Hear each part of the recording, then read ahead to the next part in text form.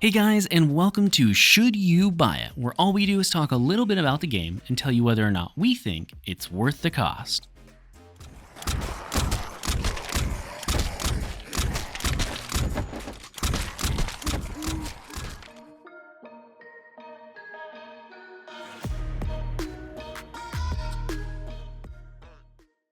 In this episode, we'll be playing No One Survived, the open-world survival zombie apocalypse game where you must fend off the weather, hunger, and hordes of infected. Now, the first question that we always cover in these videos is what stage of development is the game in? And in this case, No One Survived is currently in early access and available on PC for $17. Now, if you guys want to save money on games, you should check out Humble Bundle in the description below. Humble Bundle will not only help to give you a discount on games sometimes, but will also help charity and support this channel. Everything you purchase on Humble Bundle will go towards helping a charity, helping our channel, and giving you some kind of a discount if there's a discount running on that game, which they have tons of discounts that Steam does not all the time. And again, if you want to save money, just check out Humble Bundle down below by clicking the link. But what exactly is No One Survived? Well, in No One Survived, there really isn't any plotline whatsoever. Instead, the game seems to try and focus on implementing some of the best elements of many other popular zombie survival games. Some of these games include 7 Days to Die, Project Zomboid, DayZ, Scum, and more. It's got a horde mechanic every 7 days from the 7 Days to Die title, but it's a bit lackluster. Essentially, it just plops down a group of zombies into the world and says, good luck and don't die. When it comes to Project Zomboid, it's similar in the sense that you can choose to have only one life available in the game and lose all skill progression upon death the same way you would in Project Zomboid. Now, as far as its similarities to DayZ goes, you have that whole looting town system being the primary way that you're going to acquire resources, items, weapons, and more, and then finally you have the fact that it's related to Scum. And I think if I had to compare this game to any other game, it would be Scum. It's got the roaming around the world aspects, the driving aspects, the graphics and art style aspects, and even the nutrition systems that Scum is so well known for. You see, in order to survive, you'll need more than just any old food and water. You need carbs, you need protein, you need mental stability, you need virus antibodies, you need to be able to sleep, and much more. The idea is that it's not as simple as eat any old food you find and you're good to go, since if any of these get low, you'll receive a nasty debuff or in some cases even die. This game also provides its players with quite the in-depth technology tree, as well as many different talents that are associated with it. You've got everything from smelting skills to stamina skills, and they all play an important role in the base building of the game. You see, as you play the game, you can choose to not set up a base, but if you want to ever really be able to store a lot of things, or you want the ability to craft things like arrows and ammunition, you're definitely going to have to. The building is pretty darn simplistic though, and is somewhat similar to games like Rust or Icarus, where you have to build workbenches to craft specific items. The building of foundations and the outline of your building itself are essentially the same concept as you see in just about every other survival game, with little box foundations and things like that, and walls. There's some support beams you've got to do, but at the end of the day, it's a very simplistic and a rudimentary building system. Nonetheless, it will take a lot of grinding and going out and searching for resources in order to fully flush out your base with all the bells and whistles available.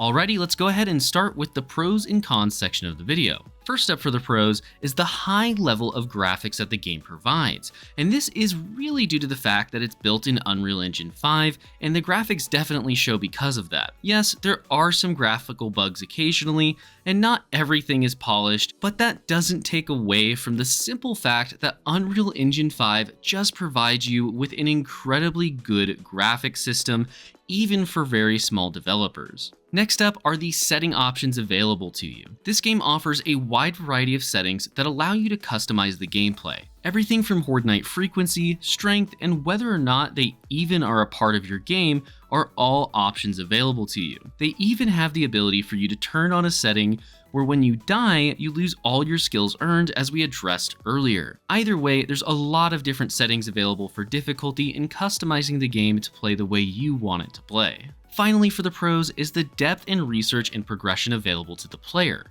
In total, it will take you somewhere around 30 hours in order to max out most of your skills, and this creates a good progression loop for the player to experience. The technology tree and the need for high-end resources will become more and more demanding as the game goes on, which also adds to the sense of progression you'll feel throughout the game.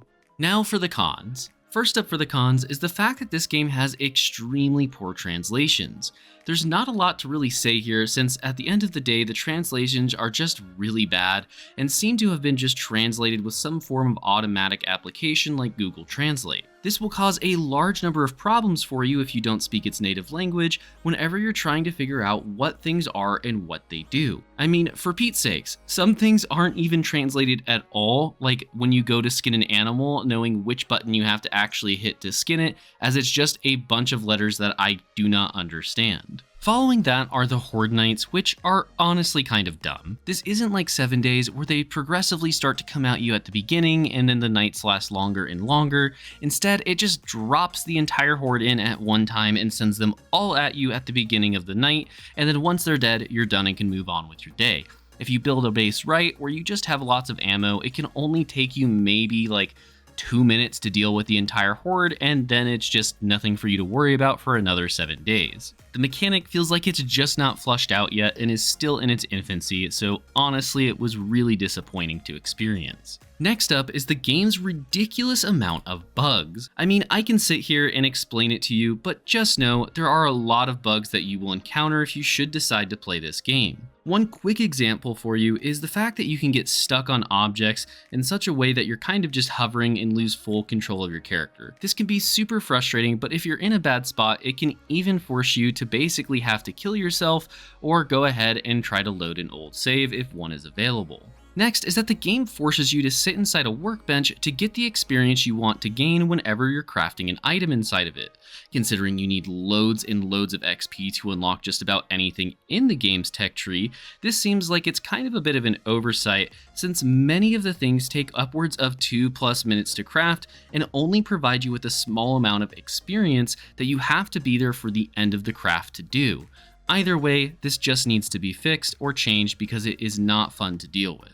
Moving on, the game unfortunately only has 2 types of infected at the time of recording this video, and those are the spider crawling type of zombies and just regular old zombies. They have a variety of different HPs, but at the end of the day, they are all just your standard run or walking zombies, with the spider little jumping ones being the only exception. Finally, for the cons is the game's poor optimization. At the moment, many players have purchased this game only to experience an insane amount of lag and unplayability. If you're not running on something like a 2070 or better, then there's a good chance you'll experience quite a bit of frame drops. And for a benchmark, we had a friend of ours with a 1660 go ahead and try to play the game, and the lag was so bad that it was completely unplayable and they were receiving less than 10 FPS at all times. Either way, if you don't have a pretty decent rig, you're gonna experience some lag. So now it's time for the rating for the game, and when we rate games, we want to get 1 hour of enjoyment out of every $1 that the game costs.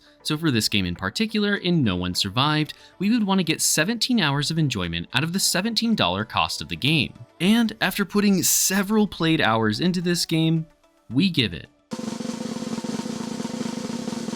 4 out of 10 potatoes. Now, it may seem, based on our pros and cons list and our rating, that No One Survived was a pretty terrible game. However, we have to remember that this game is priced only at $17. It also offers players a small taste of Unreal Engine 5 and many other different popular survival game titles. It was an enjoyable game, but I would much rather spend my money on one of the other titles that it takes its ideas from, such as 7 Days to Die or DayZ. The concept is definitely there, but the execution just really isn't. And for that reason, we feel that No One Survived is probably not worth the cost. If you guys enjoyed this video, make sure to like and subscribe for more content just like this. We put out new videos constantly throughout the week. Thank you all so much for watching, and I want to give a big shout out to our Platinum and Above channel members, which include Jonathan S., Caustic FPV, and Jim Phillips. I'm Game Advisor, and I'll see you next time.